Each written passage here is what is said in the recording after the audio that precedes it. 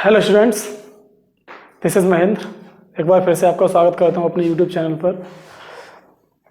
Last class में हमने noun का डिस्कशन स्टार्ट किया हुआ था, जिसमें एक क्लास में मैंने आपको नाउन थोड़ा सा पढ़ाया हुआ था और उसके बाद नाउन पे बेस्ड मैंने कुछ क्वेश्चंस आपको कराए थे। ठीक है, तो चलिए उसी क्लास में उन्हीं नाउन के बारे में थोड़ी सी बातचीत को आगे बढ़ाते हैं।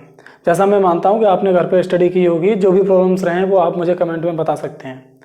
ठीक है ना, और मेहनत से पढ़ाई को जारी रखिएगा। चलिए उसी को आगे बढ़ाते हैं जो हमने नाउन को पढ़ा हुआ था।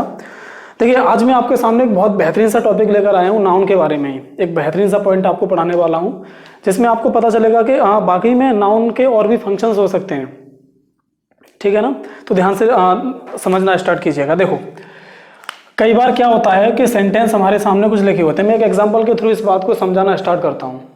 ओके, एक सेंटेंस देखिएगा, all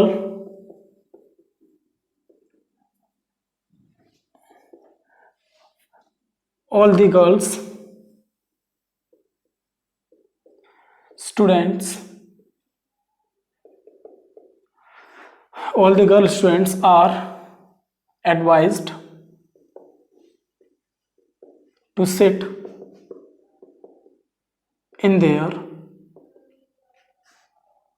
rooms।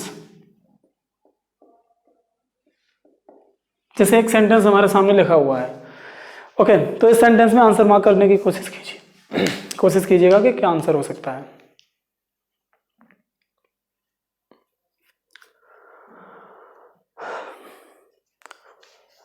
चलो आप लोगों ने आंसर लगाने की कोशिश की होगी, मैं एक बार आपको सारी चीज़ें याद दिला देता हूँ। हमने नाउन का डेफिनेशन में पढ़ा हुआ था कि नाउन जो होता है वो किसी भी चीज़ का नाम होता है, यानी जो भी चीज़ें हैं हमारी जिनका अपने आप में कुछ नाम है वो अपने आप में क्या कहलाएगा, नाउन कहलाएगा। ठीक है, उसमें नाउन के 5 कैटेगरी पढ़ी थी हमने। काउंटेबल अनकाउंटेबल समझा था, उसमें हमने खास बात ये पढ़ी थी कि वो चीज़ें जिनको हम काउंट कर सकते हैं, यही पढ़ा था। नहीं, वो चीज़ें हैं जिनको हम एक वचन से बहुवचन और बहुवचन से एक वचन बना सकते हैं। क्या कहा बच्चों, जिनको एक वचन से बहुवचन और बहुवचन से एक वचन बना सकते हैं वो हमारे कैसे नाउन होते हैं, काउंटेबल। शाबाश, साथ में बोलिए, बहुत अच्छा लगता है, साथ साथ बोलिएगा। ओके, अच्छा, काउंटेबल नाउन के साथ हमने एक बात और पढ़ी थी कि उसके साथ में हमें कभी भी सिंगुलर होने पर आर्टिकल नहीं लगाना या लगाना है। बोलिए क्या बताया था, याद है ना, सुन पा रहे हैं? लास्ट क्लास में मैंने आपको बताया था कि अगर कोई भी काउंटेबल नाउन है वो सिंगुलर है तो आपको उससे पहले आर्टिकल लगाना पड़ेगा, लेकिन अगर वो नाउन अनकाउंटेबल है तो आर्टिकल ए और एन नहीं आ सकते और साथ ही साथ हम उसका सिंगुलर से प्लूरल नहीं बना सकते। ओके, चलिए अब ये सेंटेंस में हम इस बात को समझते हैं कि आखिर सेंटेंस में प्रॉब्लम क्या है। चलिए देखो, मैं 2 शब्द आपके सामने लिख रहा हूँ। एक शब्द मैं आपके सामने लिखता हूँ हेयर। ठीक, ये शब्द मैंने आपके सामने लिखा हेयर। ये किसी चीज़ का नाम है या नहीं? जी बिल्कुल, ये किसी चीज़ का नाम है। अगर ये नाम है तो ये अपने आप में क्या कहलाएगा, फिर नाउन कहलाएगा। ठीक, एक शब्द और देखते हैं, ऑयल। ये शब्द भी अपने आप में किसी चीज़ का नाम है, ऑयल, जिसे हम यूज़ करते हैं अपने खाने पीने के लिए, तो ये भी अपने आप में क्या हुआ, नाउन। कुछ ऑयल ऐसे भी होते हैं हम बालों में लगाने के लिए यूज़ करते हैं। अब मैं दोनों इन नाउन को एक साथ लिख देता हूँ ऐसे, देखिए, हेयर ऑयल, हेयर ऑयल। जैसे एक शब्द मैंने लिखा हेयर ऑयल। अब यहाँ पर देखिए, ये जो मैंने बताया आपको, ये भी लिखा हुआ नाउन है, ये भी लिखा हुआ नाउन है। अब यहाँ पर ऑयल जो लिखा हुआ है ये तो नाउन है। बात किसकी की जा रही है सेंटेंस में, ऑयल के बारे में बात की जा रही है।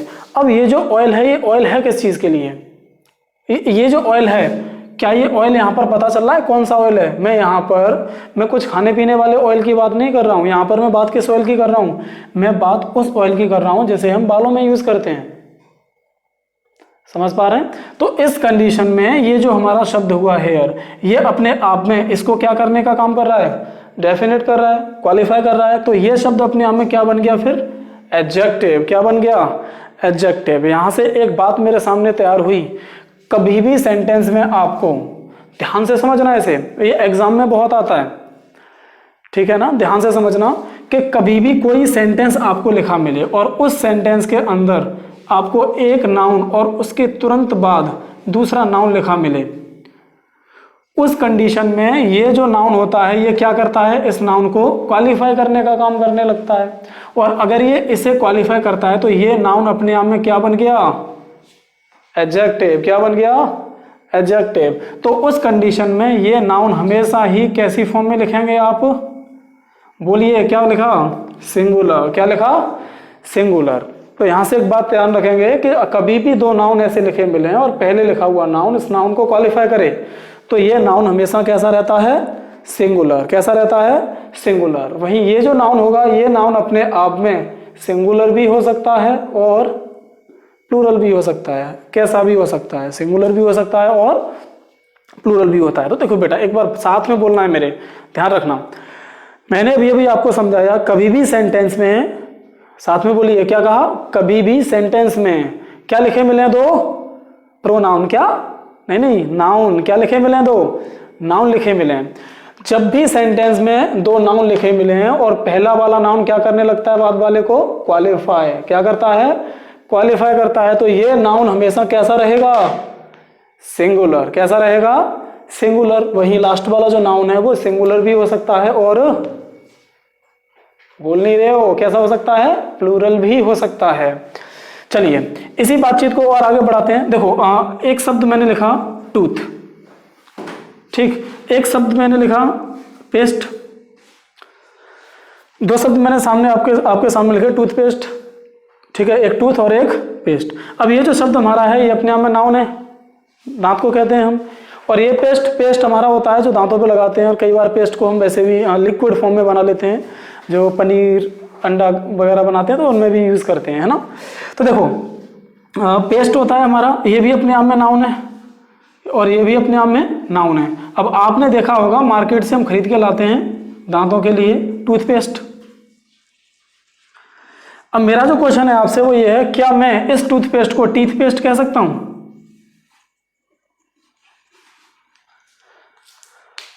बताइए। क्या मैं टीथपेस्ट कह सकता हूं? क्या आंसर है आपका? बिल्कुल नहीं कह सकता। भाई क्यों नहीं कह सकता? क्योंकि अभी अभी हम ये बात समझ कर आए हैं कि जब कभी भी क्या लिखे मिले, दो नाउन लिखे मिले तो पहला नाउन क्या बन जाता है, दूसरे वाले के लिए एडजेक्टिव। तो हमेशा कैसा रहता है, सिंगुलर। तो मैं टीथ नहीं लिख सकता, मुझे क्या लिखना पड़ेगा, टूथ। बात क्लियर हुई यहां तक? समझ पा रहे हैं ना। चलिए एक और चीज को समझते हैं। एक शब्द है जो एग्जाम में कई बार पूछा गया है, आइज सर्जरी। आइज सर्जरी, एक बार इसे देखिए सही है क्या।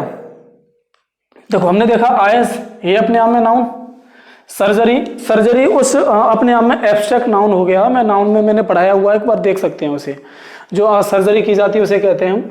तो ये भी अपने आप में क्या हो गया, नाउन। अगर ये दोनों नाउन है तो देखो सर्जरी तो किसी की भी हो सकती है, पेट की हो सकती है, नोज की हो सकती है, आइज की हो सकती है, फेस की हो सकती है, लेकिन ये सर्जरी किसकी है, आइज की है। अगर ये आइज की सर्जरी है तो आइज इसके लिए क्या बन गया, एडजेक्टिव। अगर ये एडजेक्टिव बन गया तो फिर मैं इसे प्लूरल नहीं रख सकता, मुझे क्या कहना पड़ेगा, आई सर्जरी। क्या कहना पड़ेगा, आई सर्जरी। तो यहां से जो बात हमारी समझ में आई वो ये आई कि कभी भी हमें दो नाउन एक साथ लिखे मिलते हैं तो पहला नाउन एडजेक्टिव बन जाता है, इसीलिए हमेशा कैसा रहता है, सिंगुलर फॉर्म में रहता है। तो बात हमारी समझ में आ रही होगी। सेंटेंस के अंदर गर्ल अपने आप में नाउन, स्टूडेंट भी अपने आप में क्या हुआ, नाउन। तो इस हिसाब से ये जो स्टूडेंट हैं वो कौन से स्टूडेंट हुए, गर्ल। इसमें बॉयज तो है नहीं, तो मुझे ये गर्ल जो है सिंगुलर करना पड़ेगा। बात समझ पा रहे होंगे आप। तो देखिए यहां से क्वेश्चन कई बार बच्चे पूछे जाते हैं कि आखिर में ऐसे क्वेश्चन एरर में आते हैं कई बार, ठीक है। तो आप इसे नोट कर लीजिएगा और इसी से रिलेटेड कुछ क्वेश्चंस को पढ़ना स्टार्ट करते हैं आगे।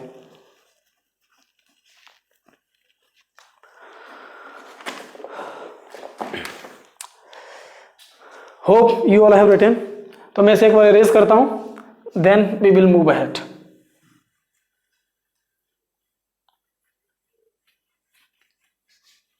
देखो मैं कल भी कहा था आपको, हर बार मैं यही बात कहता हूं कि क्वेश्चन ज्यादा से ज्यादा लगाइए। जब आप क्वेश्चंस करेंगे तो क्लैरिटी आएगी, तो फिर आप उन्हें एग्जाम में डील कर पाएंगे।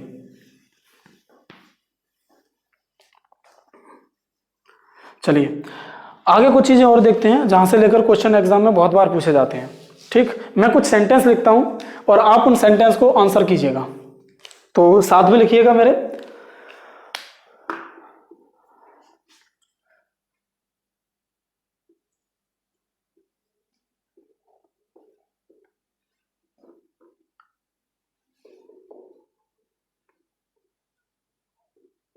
She gave me a 500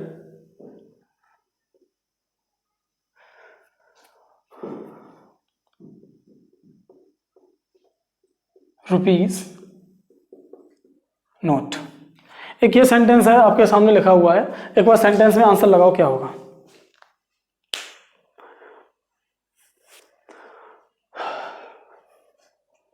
बिल्कुल लगा पा रहे हैं आप? चलिए मैं कुछ बातचीतें और लिखता हूं आपके सामने समझने के लिए। 500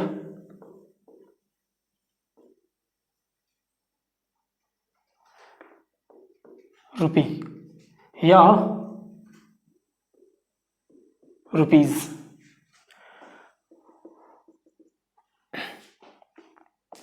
ए 500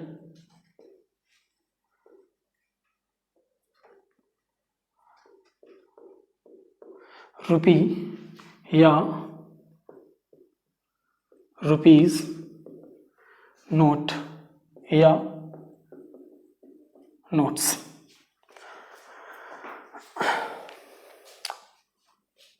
चलो इन दोनों को समझो, इन तीन सेंटेंस को एक बार आंसर करो क्या हो सकते हैं। यहां मैंने ऑप्शन दिए हुए हैं, रुपी होगा या रुपीज होगा, नोट होगा या नोट्स होगा, यहां रुपी होगा या रुपीज होगा। आंसर लगाओ क्या होगा।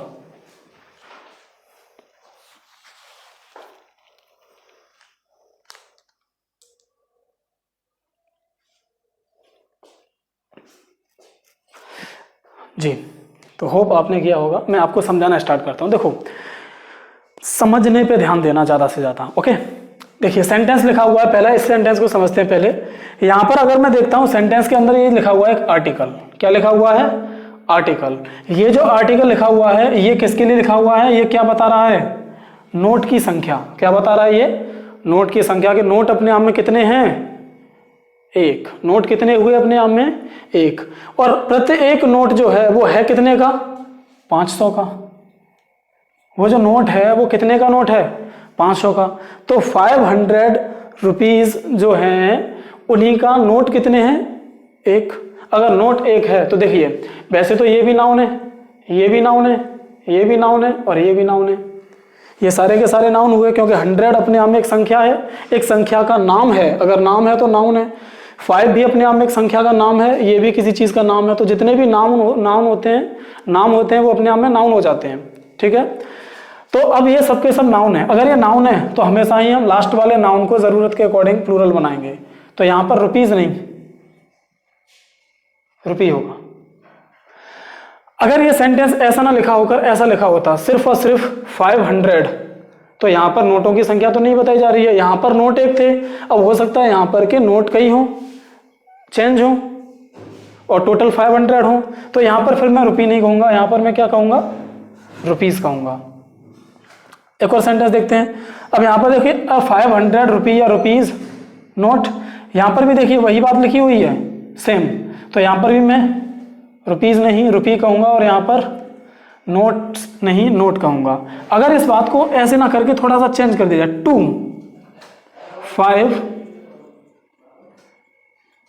500 रुपी या रुपीज नोट या नोट्स। अब देखिए कुछ सेंटेंस और लिख देता हूं आपके लिए। 2 3 रूम्स फ्लैट या फ्लैट्स। 1 3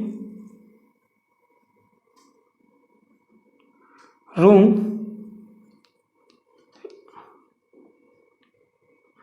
फ्लैट या फ्लैट्स। चलिए इसमें आंसर लगाइए क्या होगा।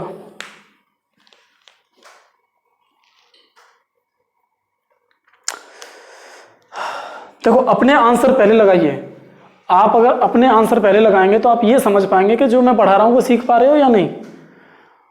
आप देखा मैंने लिख दिया, आपने लिखकर बैठ गए, भाई वेट कर रहे हैं कि सर अभी बताएंगे। भाई बताएंगे, मैं तो बता ही दूंगा, मैं तो आया ही इसीलिए। लेकिन पहले आप वीडियो को एक बार रोक कर या कैसे भी करके अपने आंसर खुद लगाया करो, उसके बाद मेरे आंसर से मैं रिलेट करने की कोशिश किया करो, तो आप ये रिलेट कर पाएंगे क्या सोचना है, कैसे सोचना है। ठीक है, चलिए मैं इस बात को समझाना शुरू करता हूं। इस सेंटेंस में अगर हम समझने की कोशिश करें, यहां पर 500 रुपीज नोट या नोट्स, यहां पर नोट कितने हैं, नोटों की संख्या कितनी हुई, 2। एक नोट है कितने का, 500 का, तो रुपीज नहीं, क्या कहेंगे, रुपी, क्या कहेंगे, रुपी। अब यहां पर 2 यानी 2 जो है, 2 की संख्या किसकी है, 2 संख्या नोट की, तो यहां पर नोट्स नहीं, नोट नहीं नोट्स कहना पड़ेगा, क्योंकि जो नोट हैं वो 2 हैं, अगर 2 हैं तो नोट्स। और एक नोट कितने का है, 500 का, 500 तो एक ही है, नोट की संख्या 2 है। समझ रहे हैं। अब देखिए ऐसे देखते हैं, 2-3 रूम्स फ्लैट या फ्लैट्स। अब यहां पर देखिए फ्लैट कितने हैं, 2, और एक फ्लैट के अंदर रूम कितने हैं, 3। तो जो 2 हुए वो 2 रूम हुए या फ्लैट, 2 तो फ्लैट हुए, तो मैं फ्लैट्स कहना पड़ेगा ना कि फ्लैट। अब यहां पर इस बात को देखें तो ये जो एक रूम है, एक सेट है कितने का, 3 रूम का, तो यहां पर मैं रूम्स नहीं रूम कहूंगा। ओके चलिए अब इसमें देखिए, इसमें क्या होगा,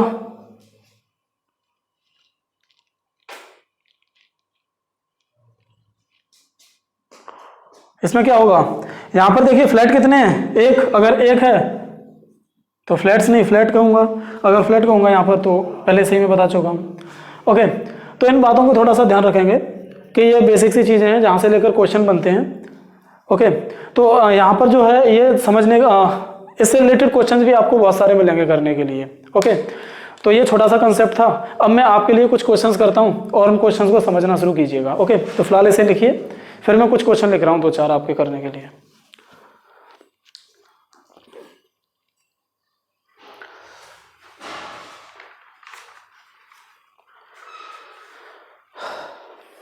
hope you all have written. चलिए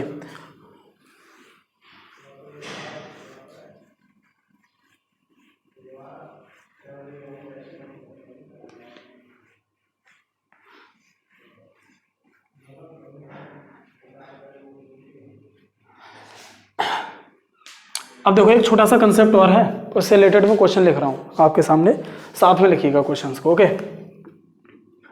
ट्रेन आफ्टर ट्रेन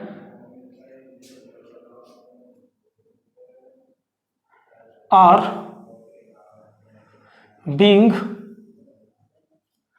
कैंसल्ड।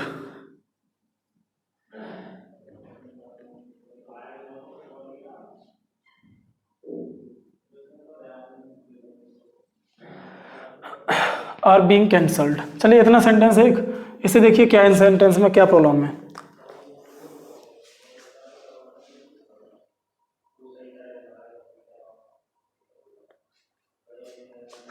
देखिए क्या प्रॉब्लम होगी सेंटेंस में, train after train are being cancelled. देखिए एक और सेंटेंस लिखता हूं इसी को थोड़ा सा चेंज करके, train after trains are being cancelled. कौन सा करेक्ट होगा। अब एक छोटा सा कंसेप्ट यहां से और तैयार होता है हमारा, जहां से लेकर भी हमारे क्वेश्चन बहुत आते हैं एग्जाम में। देखिए कभी भी सेंटेंस में हमें क्या लिखा मिले, एक नाउन, क्या लिखा मिले बेटा, एक नाउन, ध्यान से समझना, और उस नाउन के ठीक बाद एक हमें क्या लिखा मिल जाए, प्रीपोजिशन। क्या लिखा मिल जाए, प्रीपोजिशन। यानी कि पहले हमें क्या लिखा मिले, एक नाउन, और नाउन के ठीक बाद प्रीपोजिशन लिखा मिले, और उस प्रीपोजिशन के तुरंत बाद हमें फिर से एक नाउन लिखा मिले, और ये दोनों के दोनों नाउन जो हैं वो कैसे हैं, सेम। कैसे हैं, सेम। यानी प्रेप के बाद और प्रेप के पहले जो दोनों नाउन लिखे हुए हैं वो दोनों नाउन कैसे लिखे मिल जाए अपने आप में, सेम नाउन हो। अगर वो दोनों के दोनों सेम नाउन होंगे तो ध्यान रखेंगे ये दोनों ही नाउन हमेशा हमें कैसे लिखने हैं, सिंगुलर। कैसे लिखने होंगे, सिंगुलर। यानी एक प्रपोजिशन है कोई और उसके बाद में और पहले सेम नाउन लिखा हुआ मिलेगा तो वो नाउन हमेशा कैसा रहेगा, सिंगुलर। अब यहां से समझने की बात जो है दोनों सेंटेंस में एक और है, इस पे ध्यान देना थोड़ा सा। जैसे कोई भी नाउन लिखा है या मैं कहूं कोई भी सब्जेक्ट लिखा है, उसके बाद लिखा हुआ है प्रीपोजिशन, और प्रीपोजिशन के बाद हमेशा ऑब्जेक्ट आता है। क्या आता है, ऑब्जेक्ट। तो इसके तुरंत बाद जो भी लिखा हुआ होगा वो तो ऑब्जेक्ट हो गया, तो फिर सब्जेक्ट हमारा बचा ये, तो आने वाली वर्ब किसके अकॉर्डिंग आएगी, इसके अकॉर्डिंग आएगी। तो यही बातचीत है सेंटेंस में दोनों में बताई गई है। जैसे एक सेंटेंस भी आप बोलते होंगे कई बार, एक phrase day by day, day by day. अब यहां पर डेज बाई डेज तो नहीं कह सकते आप, क्योंकि देखो ये प्रपोजिशन है, प्रेप के बाद और पहले ठीक सेम नाउन है, दोनों में सेम नाउन रिपीट हुआ है, तो आप डेज बाई डेज नहीं कहेंगे। यानी कि आप चाहें तो ऐसे डेज बाय डेज या डेज बाय डे या डे बाय डेज। अगर ये लिखा हुआ है तो क्या करेक्ट करेंगे। जैसे देखो ये प्रपोजिशन है, सभी के सभी फ्रेजेस में सेम नाउन लिखा हुआ है प्रेप के बाद में और पहले। अगर सेम नाउन रिपीट होता तो दोनों ही नाउन हमने अभी अभी समझा कैसे रहते हैं, सिंगुलर। कैसे रहते हैं, सिंगुलर रहते हैं। अगर दोनों नाउन हमारे सिंगुलर रहेंगे तो इस बात से एक चीज समझ में आती है कि ये भी करेक्ट नहीं होगा हमारा, ये भी करेक्ट नहीं हो सकता, ये भी करेक्ट नहीं हो सकता, फिर करेक्ट क्या बचा, डे बाय डे। तो इस हिसाब से देखें तो ये सेंटेंस तो इनकरेक्ट हो गया, क्योंकि यहाँ पर टेंस लिखा हुआ है, टेंस लिखा हुआ दोनों में इनकरेक्ट है। यहाँ पर ट्रेंड आफ्टर ट्रेंड सही है, लेकिन अब ये तो प्रीपोजिशन है और प्रीपोजिशन के बाद में और पहले दोनों जगह सेम नाउन रिपीट हुआ है, तो वर्ब किसके अकॉर्डिंग आएगी, सब्जेक्ट हमारा ये हुआ, सब्जेक्ट सिंगुलर है तो हमारी वर्ब भी कैसी रहेगी, सिंगुलर। तो इस बात को हमने आज दो चीजें समझी कि कई बार क्या, देखो एक बार रिवाइंड कराता हूं दोनों चीजों को, कि हमने दो चीजें आज सीखी। एक तो ये कि कई बार हमें सेंटेंस में दो नाउन लिखे मिलते हैं। क्या लिखे मिलते हैं, दो नाउन एक साथ लिखे मिलते हैं, और पहले वाला नाउन दूसरे नाउन को क्या करता है, क्वालिफाई, यानी उसकी विशेषता बताने का काम करता है, तो वो एडजेक्टिव बन जाता है। उस कंडीशन में पहले वाला नाउन हमेशा सिंगुलर रहेगा। कैसा रहेगा, पहले वाला नाउन हमेशा सिंगुलर रहेगा, बाद वाला सिंगुलर भी हो सकता है और प्लूरल भी हो सकता है। ओके, एक चीज हमने और सीखी यहाँ पर कि कोई प्रीपोजिशन है उसके बाद में और पहले सेम नाउन अगर रिपीट होता है तो वो नाउन हमेशा सिंगुलर रहता है, वो पहले नाउन के अकॉर्डिंग आती है, क्योंकि प्रीपोजिशन के बाद ऑब्जेक्ट हो जाता है। ओके, और हमने देखा कि कई बार कुछ फ्रेज लिखे मिल जाते हैं, जैसे 500 रुपीज लाइक दिस। ओके, तो ये सारी चीजें हमने आज देखी यहाँ पर।